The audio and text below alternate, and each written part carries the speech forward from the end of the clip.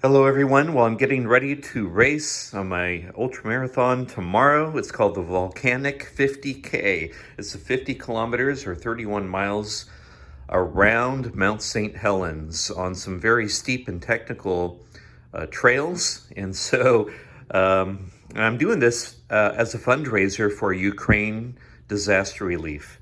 And so if you'd like to support me and make a donation for that, I'd love to have your partnership in that. I'll put in the description of this video how you can donate. But maybe you've wondered what goes into preparation for an ultramarathon trail runner. Well, I've set everything out on the table here that I will need to consider to carry with me to help me through this 50-kilometer race. And so I'll step down here and show you what I'm going to wear. So here's my running jersey. The shorts have pockets, so I can stuff those pockets with things. I've got specialized trail running shoes, and what makes them special is the tread on the forefoot part. The tread, you see how these triangles kind of open up downward. That's so you can grip the trail as you run up hills. But on the back part of the foot of the shoe, those triangles are reversed and they open up the other way. And so that's so that as you go downhill, they will grip the trail as you run down. So does that make sense? How the tread is on the forefoot so that you run uphill to give you traction, and then the tread on the back kind of helps you brake as you go downhill. All right, and then in this race, they require that I carry a windbreaker jacket in case the weather turns south and I need to protect myself from rain or the elements. And so this will wrap up tight and I can stuff it in one of these two bags. And so I don't know yet which of these two hydration packs I'll be wearing. I hope to wear the hydration vest. They require that I carry at least 40 ounces of water with me. Now there are aid stations about every 6 miles where I can get more water, but it's a pretty remote trail around Mount St. Helens, and so just in case I kind of get stuck out there, they require that I carry at least 40 ounces of water. And between these three containers, I can get more than 40 ounces because each of these holds, 16, and this holds another 16. These two bladders go in the hydration vest, and then this bottle is a handheld. Oh, I gotta put this on it, and then I can hold it with my hand as I run. So I hope to use this system, but if it's really hot and I think I'm gonna need more water, I could carry this big guy, my Camelback, and this bladder holds like 85 ounces of water. I don't prefer this one because it's heavier and it bounces on my back, whereas the hydration vest stays pretty tight. And I'll probably also bring this belt so I have more pockets where I can put stuff, and my phone fits nicely in here. And on my phone, I use an app called Strava that will track my mileage and progress the race as I go. I also bring, I'll wear or bring these with me, a couple wristbands to kind of wipe off dirt and sweat, and same with a headband. I tend to sweat a lot from my head, and so this will kind of absorb that. They also require that I bring an emergency whistle. So if I get stuck out there or injured, I can blow this. Hopefully people help me and come to my aid.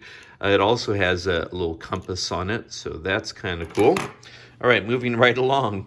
Body Glide is the ultramarathon runner's best friend, and so I'll put this on all the sensitive parts of my body to reduce chafing. And these ginger chews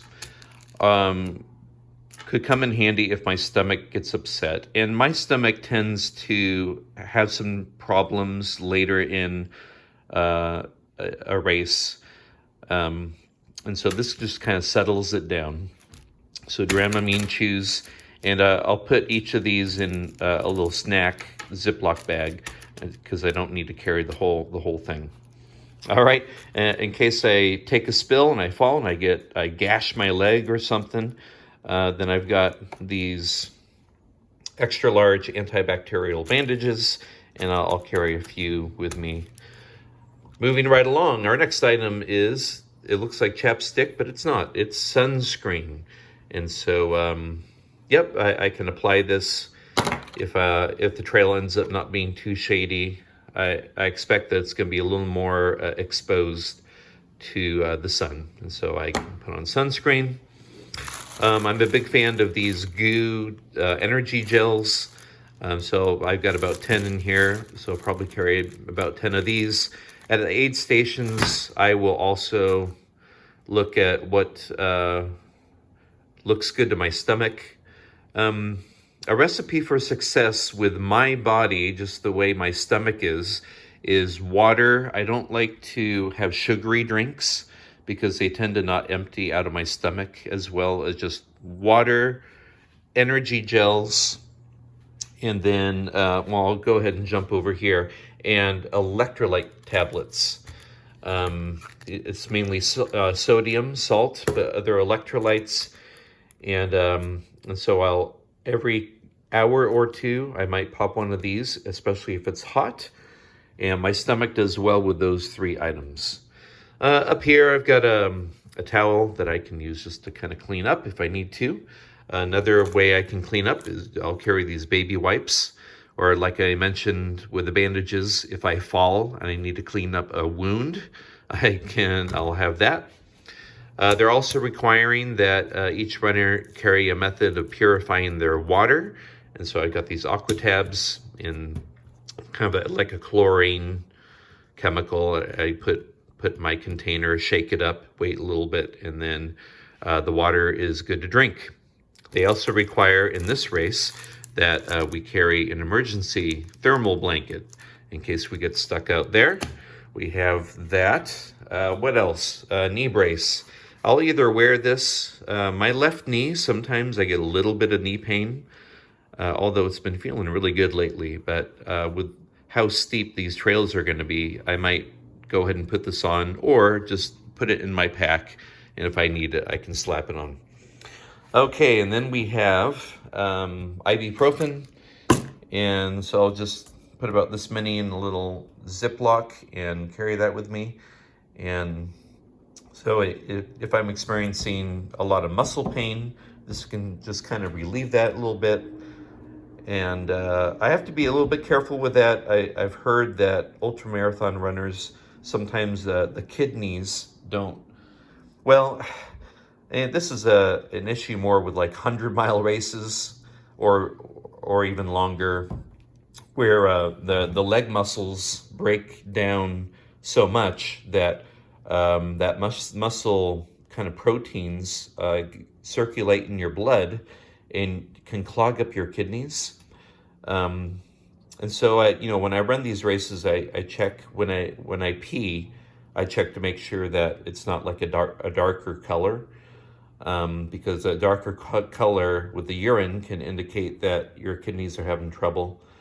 And then on top of that, ibuprofen can be a little bit tough for the kidneys to process. So you just got to kind of watch.